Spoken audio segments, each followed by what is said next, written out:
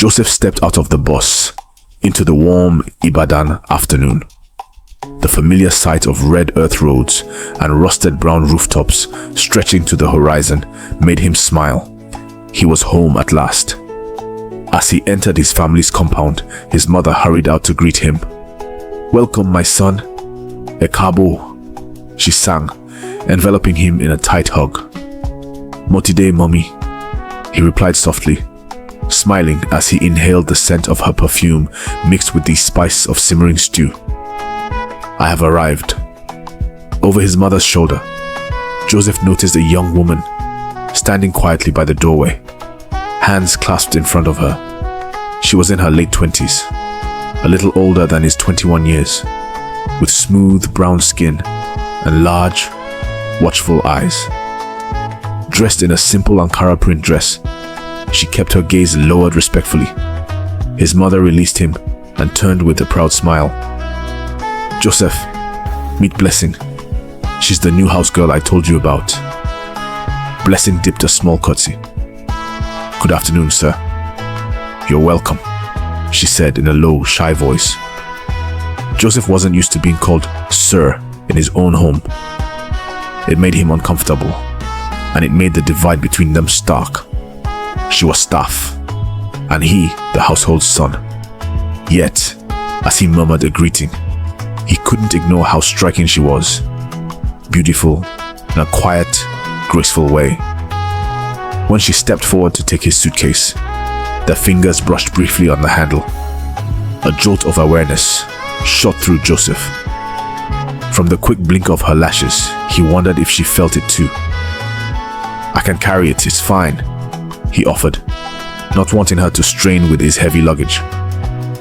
"No, don't worry, sir. I will do it," Blessing insisted, softly. She lifted the suitcase with surprising strength and walked inside. Joseph's eyes followed, noting a slender scar curving along the dark skin of her upper arm before it disappeared under her sleeve. He wondered how she got it. What stories lay hidden beneath her composed exterior? His mother patted his shoulder as they went in. "She's a good girl, very hardworking, very quiet," she whispered. "Has been through a lot, I think. So be kind, Joseph nodded, curiosity piqued. "Through a lot?" He stole another glance toward Blessing as she disappeared down the hall. There was a grace to her movements, but also a caution, as if she carried unseen wounds. Over the next few days, Joseph settled into life at home. Blessing proved indeed quiet and diligent.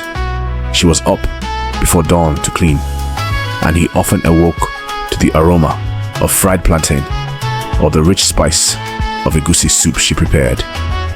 She addressed him formally, always Sir or Brother Joseph, and maintained a respectful distance.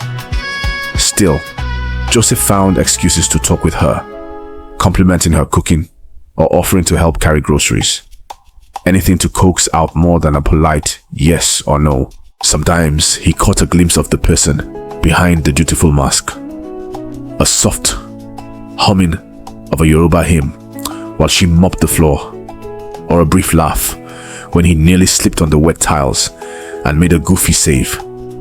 Each tiny moment felt like discovering a sacred treasure. And each time, when she remembered herself, she'd stifle the laugh or grow quiet again, as if afraid to cross an invisible line. The tension between who she was expected to be and who she truly was tugged at Joseph's heart.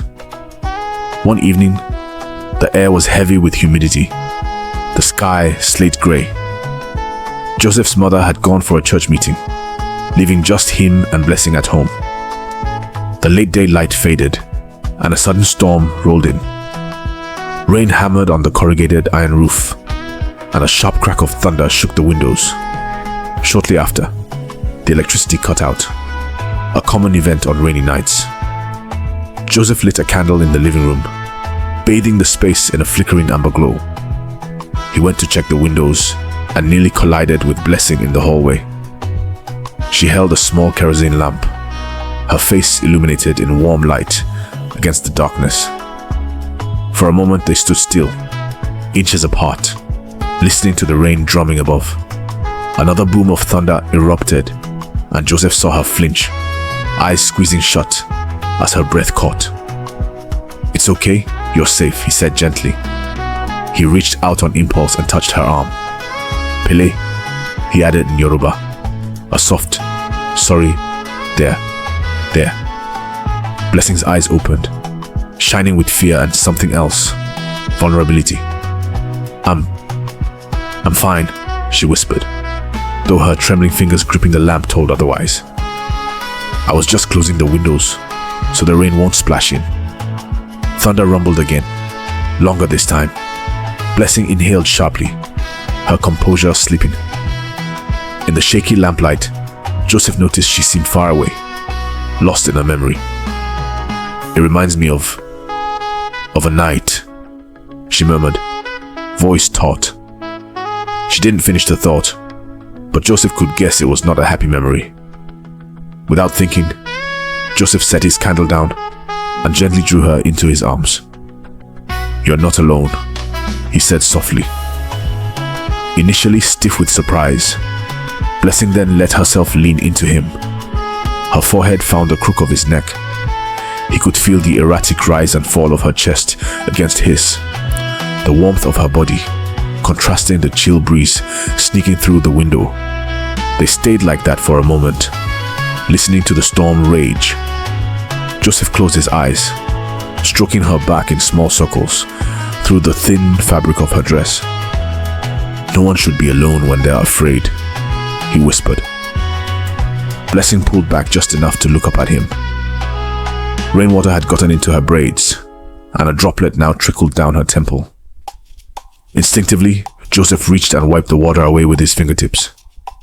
His hand lingered, cupping her cheek. Her skin felt hot, whether from flush or their closeness. Blessing's lips parted slightly, a soft exhale escaping them. The only sound was the rain and their breathing, now falling into a synchronized rhythm. Joseph's heart pounded. He knew this was risky, foolish even, holding the housegirl in his arms, thinking of kissing her, if anyone saw. But in that charged moment, he didn't care about rules or class or anything, except the longing he saw mirrored in Blessing's eyes. "Joseph," she said his name for the first time without formality, barely audible over the rain. It sent a thrill through him. "Blessing," he replied, voice rough with emotion. He brushed his thumb along her cheekbone, marveling at her delicate beauty up close. She closed her eyes, leaning into his touch, as if starved for gentleness. He bent his head slowly, giving her time to pull away. She didn't. Their lips met in a tentative kiss, soft, lingering, tasting uncertainty and hope. Blessing inhaled sharply against his mouth, then sighed, a quiet that ignited Joseph's blood. He tightened his embrace, deepening the kiss. She responded eagerly, years of pent-up loneliness pouring out in the way her lips moved hungrily with his. Lightning flashed, illuminating them in its stark white glow for a split second.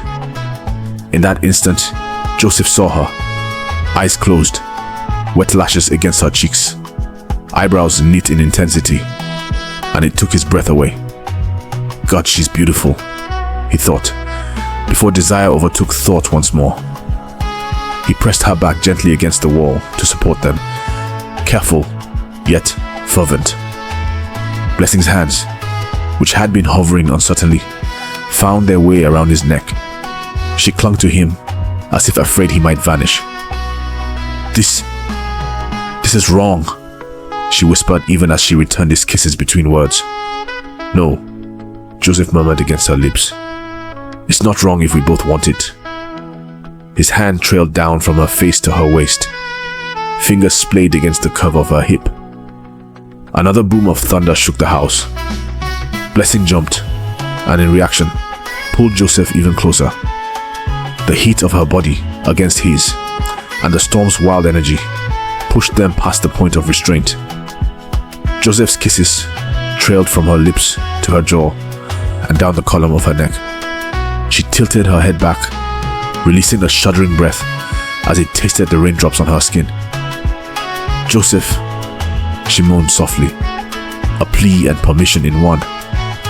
He answered by sliding a hand to the knot of her wrapper skirt. Pausing, he met her gaze.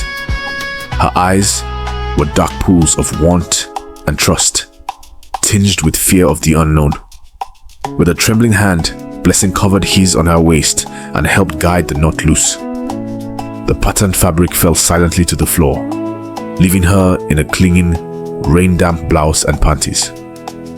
Joseph felt his mouth go dry. The lamplight caressed her silhouette, and he thought he had never seen anything so breathtaking. Outside, the rain intensified, as if matching their pounding hearts. Joseph shed his own shirt, then scooped Blessing up in a swift motion, unable to wait another second.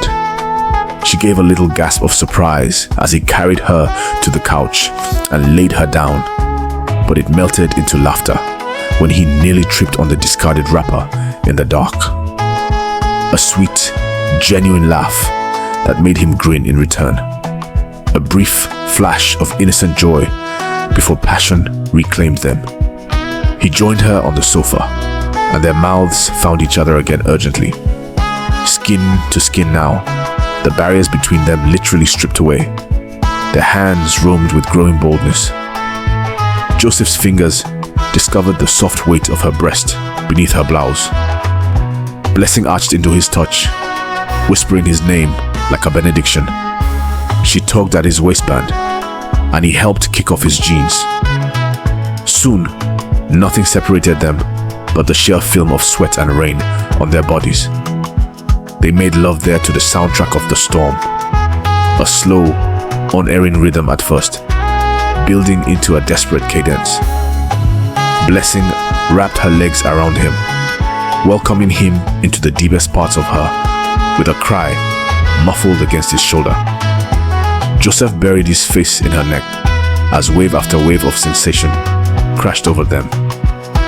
"Ololufemi, my love," he found himself murmuring in Yoruba, unsure if she heard him over the thunder. Each time lightning flashed, it illuminated tears on her cheeks, even as she clung to him, and he kissed them away, tasting salt and hope.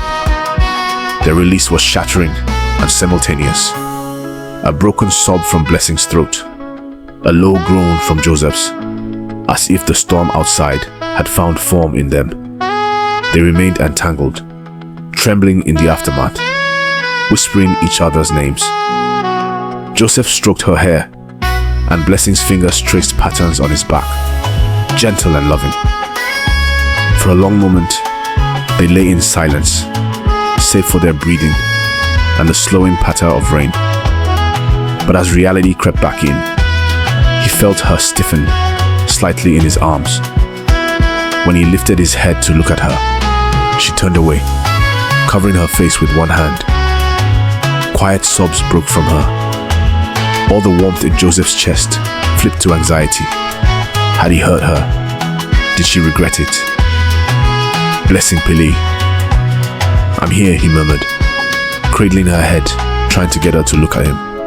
"Please talk to me. Did I do something wrong?" She shook her head, wiping tears but unable to stop them. "No. You're wonderful. This," her voice hitched, "this is more than I ever dreamed. That's why I'm so scared." "Scared? Of what?" he asked, softly, brushing a damp curl from her forehead. Blessing finally met his eyes. The depth of sadness and fear he saw there made his heart lurch. "Joseph, there are things you don't know about me, about why I'm here, in this house." Joseph frowned, gently caressing her bare shoulder. "What do you mean? You're here to work, right? To help my mom?" She let out a broken laugh. "It's not that simple."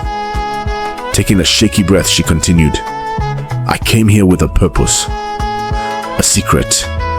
She bit her lip hard, as if punishing herself. "I wasn't ever going to say it, But after tonight, I can't keep lying to you. Joseph's mind raced. A secret purpose? Was she planted by someone? Married? On the run? His stomach tightened. This was the moment their fragile paradise wavered. Whatever it is, just tell me. Please, he urged softly. Blessing sat up, clutching the sofa throw around her nakedness. Joseph sat up too, heart thudding with dread. Rain drizzled outside now, the storm dying. In a halting voice, Blessing began. 5 years ago, I had a younger sister, Aduki. We were orphans, struggling. I was 19. She was only 14. Your mother's friend, Mrs. Adeyemi, needed a girl to work as house help in Lagos, and your mother recommended my sister. She closed her eyes, pain twisting her features. We were told it was a good opportunity, but they treated my sister horribly. Joseph felt a chill despite the warm night. He vaguely recalled that name, Adeyemi, an old family friend. A memory surfaced of his mother angrily gossiping about a tragedy years ago, but he had been too young to grasp it. What happened? He whispered. Blessing's shoulders shook. They abused her. Beatings. Starvation. One night during a storm like this, she tried to run away. They locked her in a shed outside. Her voice cracked. By the time I found out and reached her, she was so sick. We rushed her to the clinic, but it was too late. She died, Joseph. My little sister died. Tears flowed freely down her face. A stunned sob escaped Joseph's own throat. Oh my God. Blessing. I'm so sorry. He moved to hold her, but she gestured for him to wait. There was more. The police did nothing. The rich always get away with it. She spat bitterly. Your mother, she came to the funeral. She cried and said she didn't know the Adeyemis would do such a thing. I believe she truly didn't know, but part of me still blamed her. She wrote the letter that sent Aduke there. After that, my life was just surviving. But I swore I'd somehow make those people face justice, or at least make your mother understand my pain. Now it made sense. The scar on her arm, the fear of thunder, the deep wells of sorrow in her eyes. Joseph felt tears burning in his own. You came here to punish my mother? He asked, hoarsely. Blessing shook her head, fresh tears falling. At first, I thought maybe I'd confront her one day, or gather evidence. I didn't even know what exactly. I only knew I had to be here, to see if she truly cared, or if it was just guilt. She covered her face. But your mother has been nothing but kind. And then I got to know you. Her voice broke on the last word. Joseph gently pulled her hands away from her face, holding them. She looked terrified and remorseful. So you came under false pretenses, he said slowly, trying to process. To get close to my mom, and you never told us who you really were. It hurt, imagining the weight she carried alone, and also the fact that their encounter tonight might never have happened, if not for that secret mission. You must despise me now, Blessing whispered. I deceived your family, and I've betrayed my own sister's memory by falling in love with you. She sobbed, bowing her head. Maybe I should go, before I cause more harm. For a moment, Joseph's mind swirled with a cocktail of emotions. Shock, grief for her loss, anger at those responsible, even a sting of betrayal that she hadn't trusted him sooner. But overpowering all of it was love and compassion. This was the woman who just gave herself to him so completely, who he held as she trembled from both pleasure and pain. How could he let her go now? He cupped her face, making her look at him. Blessing, I don't despise you. I love you. The word escaped with certainty, surprising even him with its clarity. Yes, you hid things, but you were hurt and afraid. I understand why. His thumbs gently wiped the tears under her eyes. "You didn't betray your sister. The people who hurt her did, and we will make them answer. I promise you." Blessing searched his face, disbelief and hope warring in her expression. You still want me, even after knowing?" Joseph answered by pulling her into a fierce embrace. "I want you even more now, because I know the strength and the sorrow in you will face all of it together." He felt her arms slowly encircle him in return, her sobs easing into soft cries against his shoulder. They held each other like that as the rain tapered off to a gentle sprinkle. At length, Blessing drew back slightly. "What about your mother? When she finds out, what will she say about us? About everything?" Joseph exhaled. He knew it wouldn't be easy. His mother might initially be shocked, or even upset by their relationship, and devastated by the old wound of Aduk's fate. But he also knew his mother's heart. "We'll tell her the truth. Maybe not this very minute," he added with a small smile, thinking of the compromising position they were in. "But soon. She deserves to know, and we deserve to be free of secrets. I think she will eventually understand. She cared about what happened. I could see it in how she changed after that incident, and she wants me to be happy." He took Blessing's hands in his. "You make me happy. So damn happy. Let's give her a chance to accept that." Blessing nodded slowly, relief and love shining in her eyes. "Okay," she whispered. A tentative smile curved her lips at last. Joseph felt his heart swell. He leaned forward and kissed her forehead gently. There in the quiet after the storm, amid the smell of rain and the distant trill of night crickets, they found solace in each other. Blessing curled into Joseph's arms once more, resting her head against his chest, as exhaustion from the night's emotional roller coaster set in. He stroked her hair, murmuring soothing words in Yoruba and English. Whatever lay ahead, awkward mornings, difficult conversations with his mother, the daunting task of seeking justice for Aduki, they would meet it together.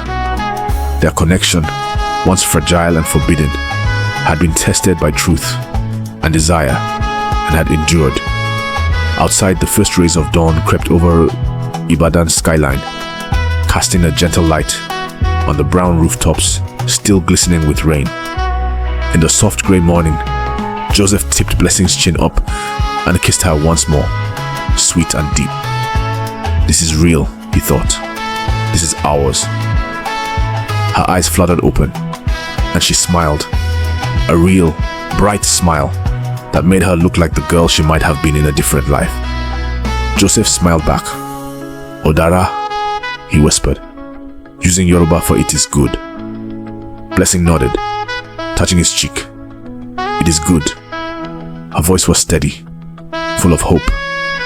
In that moment, under the quiet Ibadan sky, Joseph and Blessing knew that even though storms would come again, both the rains and the trials of life, they had found something precious between them, and come what may, they would nurture it, like new grass springing forth after the rain.